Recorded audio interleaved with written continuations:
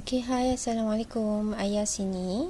Hari ni Ayah nak buat satu contoh kiraan yang mudah tentang bonus prestasi. Kita akan rujuk carta ni ataupun jadual ni untuk kira bonus prestasi. Sebelum tu, untuk yang baru, first time nak tahu cara-cara kiraan bonus Syongho. Dalam Syongho ada 9 jenis bonus. Pertama ialah keuntungan runcit, kedua ialah bonus prestasi, dan untuk ketiga hingga ke-9 kita ada kiraan untuk bonus kepimpinan. Okey, so keuntungan runcit ni macam biasalah, harga beli adalah contohnya ubat gigi RM14, harga runcit ialah RM16, so kita dapat untung RM2. Terus direct dekat situ. Okey, tapi bonus prestasi ialah mengikut prestasi kita ataupun nilai kiraan mata PV untuk sesuatu bulan tertentu, dan perlu diingatkan kita punya PV adalah kiraan daripada satu hari bulan hingga hari terakhir setiap bulan. Okey, tak ada carry forward.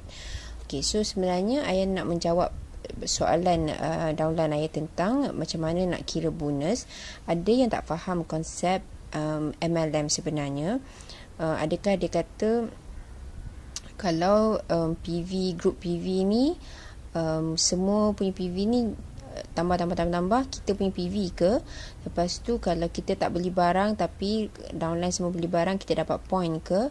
Ataupun macam mana? Okay, so I nak buat kiraan yang paling mudah. This is very basic. Kita akan buat step by step supaya harapnya lebih faham lah. Okay, so sebenarnya I dah buat sedikit contoh dekat sini. Okay, so sekarang I akan explain. Sebenarnya ada 3 keadaan yang lebih kurang sama, tapi kita akan dapat bonus yang berbeza. Okay, so I nak tunjukkan contoh. Okay, contoh pertama ya.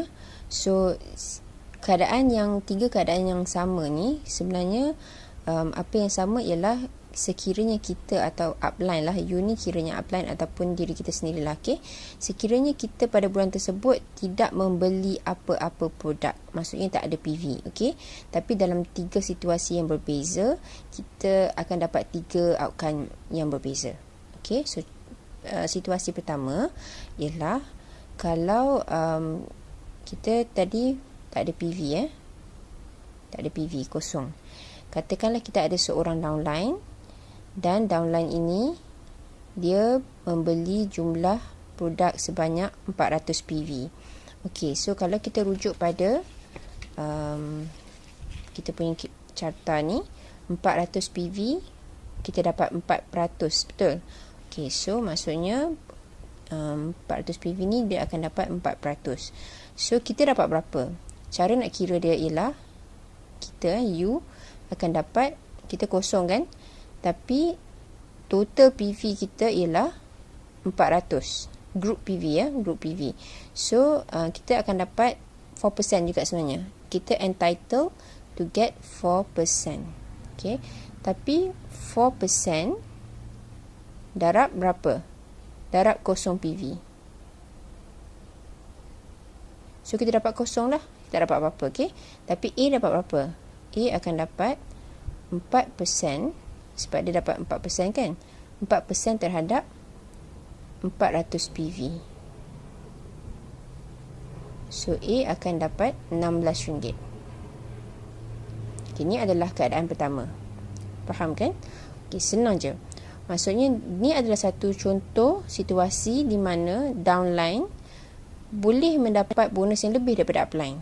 Okay, so ni adalah menjawab soalan pertama. Ada soalan pertama tadi, dia kata boleh tak, adakah downline selama-lamanya akan jadi downline? Maksudnya adakah selama-lamanya dia akan dapat bonus? Kalau dia dapat bonus, kita pun mesti dapat bonus. So adakah upline sentiasa berada di atas? Dalam situasi ni adalah contoh mudah di mana upline tak semestinya berada di atas. Ada masanya upline tak dapat apa-apa dan downline yang dapat. Okay, sama juga konsepnya. Kalau downline ni adalah diamond dan upline ni bukan diamond, downline yang akan dapat diamond tu. Upline tak akan dapat income yang sama macam seorang diamond. Okey, boleh faham kat situ ya. Okey, contoh kedua, masih sama, kita upline kosong PV. Okey, situasi kedua ni lain sikit. kita ada seorang downline, dia ada 400 PV. So, dia dah dapat 4%. Tapi kita juga ada seorang lagi downline, serupa macam A ni tadi, di mana dia pun 400 PV. Okay. So, sekarang ni, 400 tambah 400 dah 800 PV. So, walaupun kita tak ada beli apa-apa, group PV ialah 800.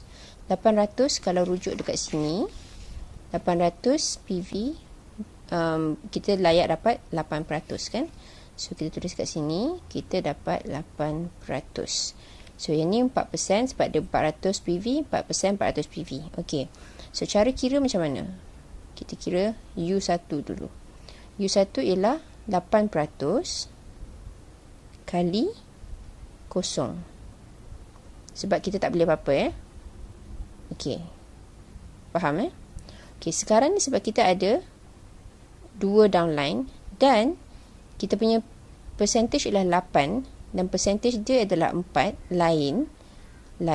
So, cara kiraan dia ada kiraan dia. Okey, so antara U dengan A, kita kira kat sini UA sama dengan 8 tolak 4 berapa? 8 tolak 4 ialah 4% kan? So, antara U dengan A, U akan dapat 4% daripada 400 PV. Nampak? Antara U dengan A, beza dia ialah 8 tolak 4, 4%. So, beza dia 4% terhadap 400 PV. Maksudnya, daripada kaki ni, dia layak mendapat 4% saja daripada 400. Okay. So, UB pula, antara U dengan B pun sama, 8% tolak 4%. So, dia layak 4% sahaja daripada kaki ni. Okey, nampak tak apa fungsi 8% tadi? Bukannya maksudnya 8% daripada 400 tau. Dia tak layak dapat 8% daripada ni ke semuanya, tapi dia layak dapat 4% saja. Okey. Dan ini adalah kosong, ini adalah 16 kan, dan ini pun 16. Maksudnya bonus yang you dapat pada ni ialah 16 tambah 16.